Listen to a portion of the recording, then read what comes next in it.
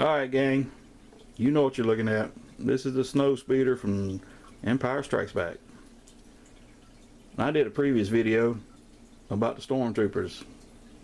I never had Star Wars toys except for a Stormtrooper and a Snowtrooper, and I still have those today. Well, the Christmas, I got a Snowspeeder. Didn't ask for it, didn't desire it, but I got it. My youngest brother, he had every Star Wars toy ever made for the Star Wars Empire Strikes Back and Return of the Jedi. He sold it all years ago. Should have kept it. But I had one ship, and it was the Snowspeeder. Didn't have the pilots for it, so I just stuck my Stormtroopers in it and Snowtrooper in it. Snowtrooper always went in the front, and I always took the cape off of it before I stuck him in there because I didn't want to mess the cape up. And it sat on the shelf. Somehow I retained the Stormtrooper and Snowtrooper, but my Snowspeeder I left at my parents' house when I moved out, and it vanished. I got a feeling it was sold, and it wasn't sold by me. So I was online looking at a lot of different videos, and I stumbled across a couple of videos by someone that goes by Toy Polloi, and a couple that I think it's Retro Blasting. And I was just checking out everything they were doing with the Star Wars toys, and both of them had restored a Snowspeeder. Well, I figured I ought to get me one to replace the one I lost and restore it.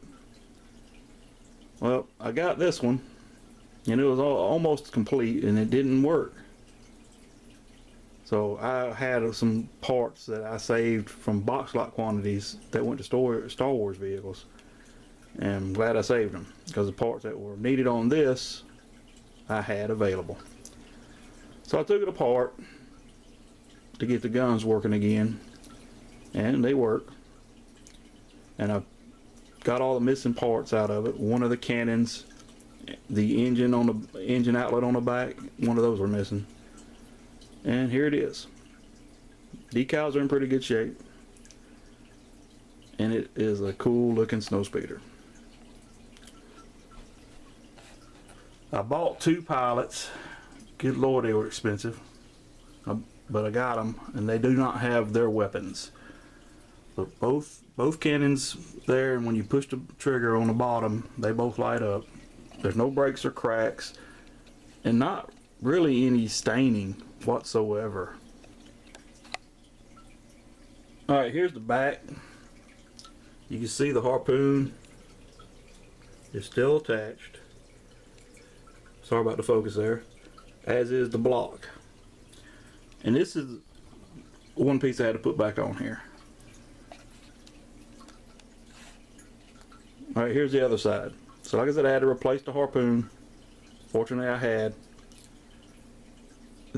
one of the cannons and that one engine outlet. Everything else was here, and I had to get it working. So I'm going to try to